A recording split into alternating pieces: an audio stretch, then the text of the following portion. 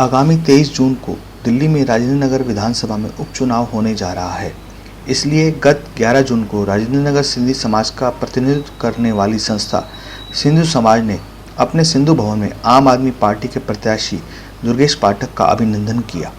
कार्यक्रम में सिंधी अकादमी के उपाध्यक्ष सुरेश खत्री द्वारा सिंधु समाज के प्रतिनिधियों व बुजुर्गों का स्वागत सम्मान भी किया गया।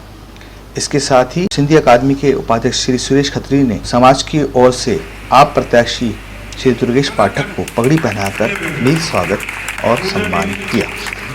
श्री सुरेश खत्री ने इस अवसर पर दिल्ली सरकार द्वारा सिंधी समाज की भाषा व संस्कृति के भले के लिए चल रही योजनाओं के साथ साथ दिल्ली सरकार की अन्य उपलब्धियों को भी गिनाते हुए कहा, दिल्ली सरकार है, जितना कार्य और जितना काम सिंधियों के लिए कर रही है, अनलिमिटेड बजट इस सरकार ने हमें दिया, जो लगभग हर बच्चे को आगे बढ़ाने में, हमारी भाषा को, कला को, संस्कृति को बढ़ाने में किसी चीज की कमी नहीं दे रही है।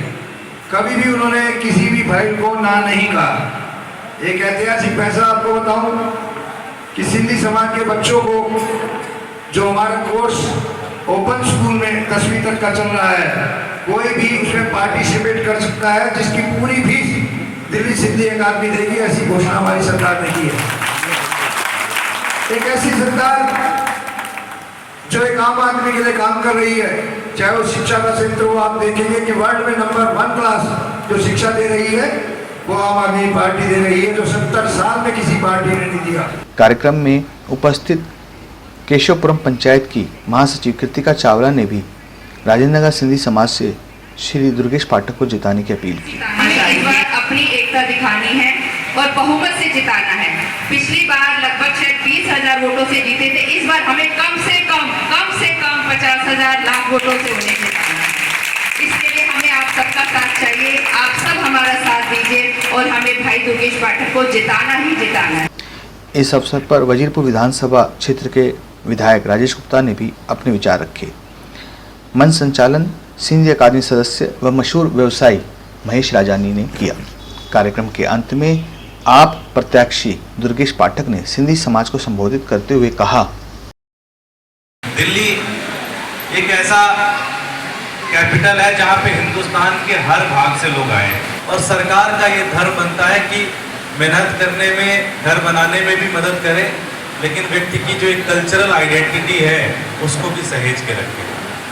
और ये काम हमने एज अ पॉलिसी डिसीजन हमारा ये है कि हर एकेडमी को हम फ्रीडम भी देंगे, उनको काम करने की सहूलियत भी देंगे और साथ ही साथ उनको हम फंड भी देंगे जिससे वो सारे डिसीजन भी ले सकें और सारी चीज़ें कर सकें।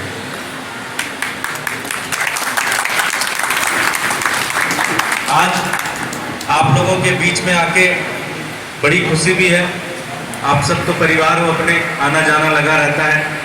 मैं तो एक ही चीज़ लास्ट में कहूँगा कि आम आदमी पार्टी की सरकार आप सबके साथ है। शिक्षा, स्वास्थ्य, बिजली, हर चीज़ के ऊपर लगातार काम कर रहे हैं। साथ ही साथ हमारी जो एक कल्चरल आइडेंटिटी है उसको भी बचाने का और उसको भी संवारने का काम कर रहे हैं। सब लोगों ने मिलकर ऐसी एक सरकार को साथ देना चाहिए और साथ देना भी है, क्योंकि एक चीज़ है कि जितनी आज हर तरफ अरविंद केजरीवाल जी की सरकार है, पूरे दिल्ली के अंदर मजबूती से सरकार चल रही है। हमारा एमएलए भी यहाँ का होगा तो काम बहुत अच्छे से होते चले जाएंगे। अंत में बस मैं आपसे एक ही विनती करूँगा कि आप सब लोग मिलकर 23 तारीख को सपोर्ट करें, वोट करें। धूप बहुत ज़्यादा है, समय पे निकल के जाएं, अपने अपना और अपने परिवार का ध्यान रखें। बाकी मुझसे कोई भी काम होगा आप बताइएगा, हम वो सारे काम करेंगे।